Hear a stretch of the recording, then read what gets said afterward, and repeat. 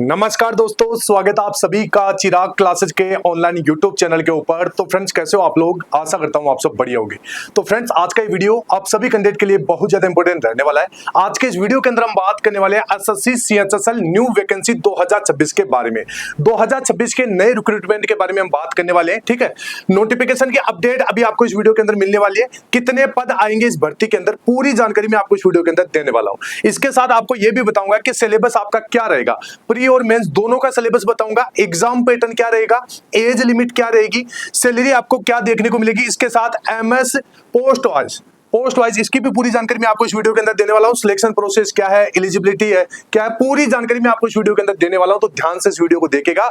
और अगर आपने अभी तक हमारे चैनल को सब्सक्राइब नहीं किया है तो चैनल को सब्सक्राइब करके बेल आइकन को जरूर प्रेस कीजिएगा, जिससे भर्ती से संबंधित नई नई जानकारी आपको सबसे पहले मिल सके। तो चलिए फ्रेंड्स, शुरू करते हैं और बात कर लेते हैं एसएससी सीएचएसएल न्यू वैकेंसी 2026 के बारे में। तो देखिए फ्रेंड्स, इस वीडियो के नीचे आपको एक हाइप वाला बटन मिलेगा, इसके ऊपर आपको जरूर क्लिक करना है। जो कैंडिडेट हाइप वाले बटन के ऊपर क्लिक करके कमेंट करता है तो मैं प्रत्येक स्टूडेंट के कमेंट का रिप्लाई देने की कोशिश करता हूं। तो आप भी कमेंट कीजिएगा, आपको भी रिप्लाई मिलेगा। तो चलिए बिना किसी देरी के आगे बढ़ते हैं और बात कर लेते हैं एसएससी सीएचएसएल भर्ती 2026 ऑफिशियल ब्लूप्रिंट के बारे में। तो देखिए, संपूर्ण जानकारी अभी आपको इस वीडियो के अंदर मिलेगी, नोटिफिकेशन की, इसके साथ सिलेबस क्या रहेगा और जॉब प्रोफाइल क्या है। ठीक है, आपकी तैयारी के लिए सबसे प्रामाणिक और सटीक गाइड आपको इस वीडियो के अंदर देखने को मिलेगी। तो ध्यान से इस वीडियो को देखिएगा। चलिए फ्रेंड्स, यहां पर आगे बढ़ते हैं। तो देखिए, सबसे पहले एसएससी सीएचएसएल 2026 कब आएगा नोटिफिकेशन, काफी ज्यादा डाउट है। इसके मैसेज भी आते हैं, कमेंट भी आते हैं कि सर इसका जो नोटिफिकेशन है वो हमारे को कब तक देखने को मिल जाएगा, ताकि हम अपनी जो तैयारी है उसी के अकॉर्डिंग करें। ठीक है, तो देखिए, देरी का जो कारण है इस भर्ती के अंदर वो आप सबसे पहले समझिए। देखिए, एसएससी का जो कैलेंडर है सिलेक्शन पोस्ट और सीजीएल परीक्षाओं के कारण व्यस्त है। आप सभी को पता होगा, सितंबर मध्य तक अन्य परीक्षाएं निर्धारित है। ठीक है, तो यह सबसे बड़ा देरी का कारण है। अब यहां पर देखिए, उम्मीद क्या रखी है, अगस्त के अंत में, यानी यहां पर अगर आप देखो लगभग 25 अगस्त के आसपास आधिकारिक नोटिफिकेशन आने की यहां पर प्रबल संभावना है। ठीक है, थोड़ा सा आपको इंतजार कर लेना है। अब देखिए, टीयर फर्स्ट परीक्षा नवंबर दिसंबर 2026 के आसपास टीयर फर्स्ट के आयोजित होने की उम्मीद है।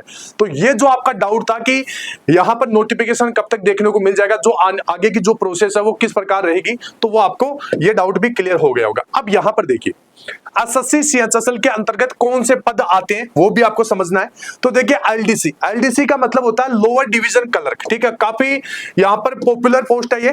इसके बाद में जेएसए यानी जूनियर सेक्रेटरीट असिस्टेंट की पोस्ट है। इसके बाद में पीएएसए यानी पोस्टल sorting असिस्टेंट। ठीक है, और डीईओ डाटा एंट्री ऑपरेटर। ठीक है, तो अलग अलग टाइप की यहां पर पोस्ट होती है आपकी एसएससी सीएचएसएल के अंदर।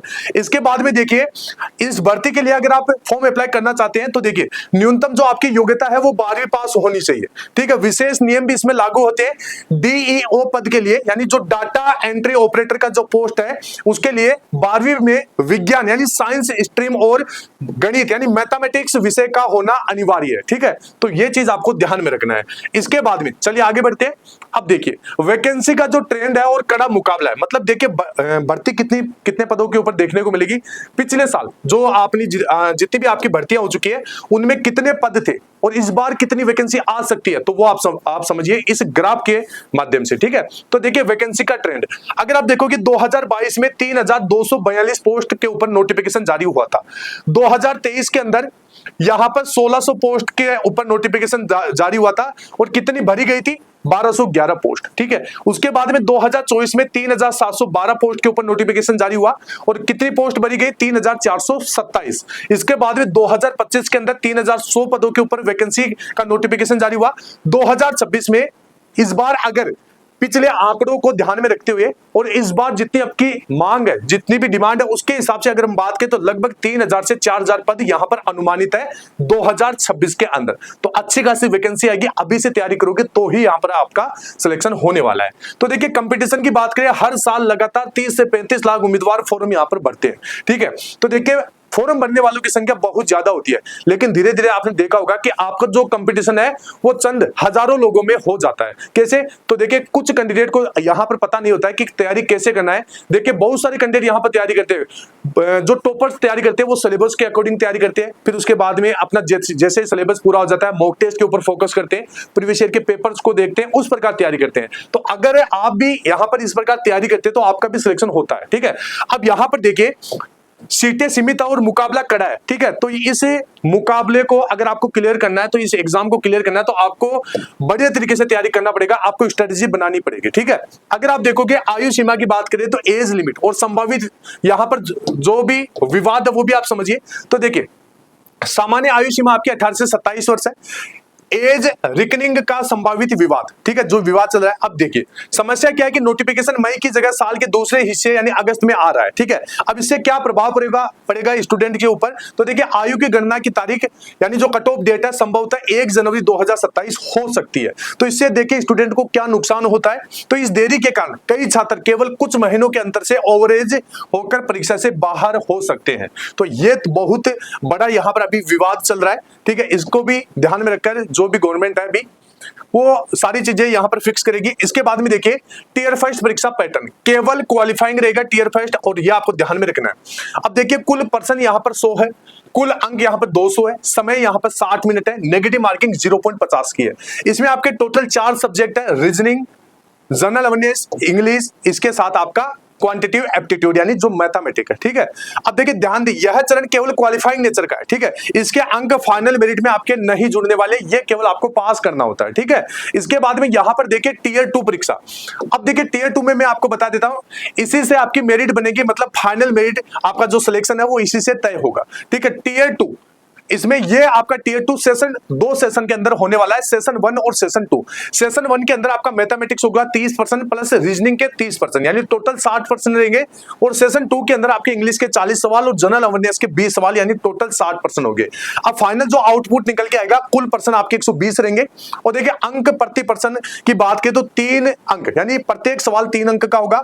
कुल मेरिट अंकों की बात करें तो 360 में से आपकी मेरिट बनेगी, ठीक है। तो इन्हीं अंकों के आधार पर आपका चयन होने वाला है, तो ये आपको ध्यान में रखना है। इसके बाद में अनिवार्य क्वालिफाइंग चरण, तो देखिए इन्हें हल्के में नहीं लेना, आपको ध्यान में रखना है। कंप्यूटर नॉलेज मॉड्यूल CKM, ठीक है। अब यहां पर आप एक चीज देखिए, इसमें आपका समय 15 मिनट रहता है, केवल ये क्वालिफाइंग आपको करना होता है। चेतावनी आप सभी के लिए यही है कि सीजीएल में कई टॉपर अच्छे अंक लाकर भी कंप्यूटर में फेल हो गए हैं। इसकी तैयारी अभी से आपको स्टार्ट करना पड़ेगा, तभी यहां पर ये क्लियर हो पाएगा।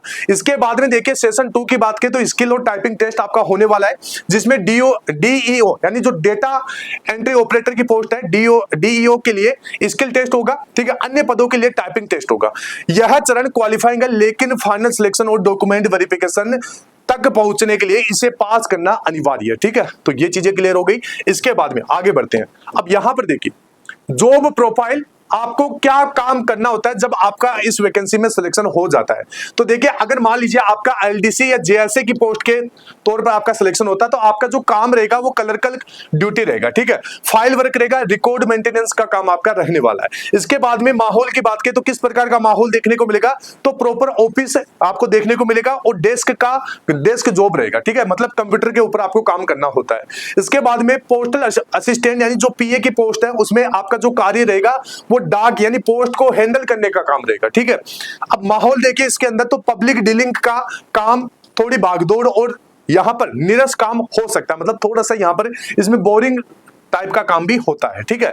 अब देखिए डाटा एंट्री ऑपरेटर यानी DEO की जो पोस्ट है, उसमें जो आपका काम होता है वो कंप्यूटर ऑपरेटर करना, ठीक है। कंप्यूटर को ऑपरेट करना, डेटाबेस सेटल करना और बनाना, ठीक है।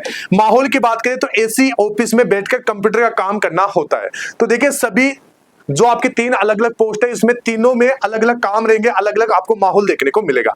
तो इनमें से आपकी फेवरेट पोस्ट कौन सी है, वीडियो के नीचे हाई वाले बटन के ऊपर क्लिक करके कमेंट बॉक्स में आपको जरूर बताना है।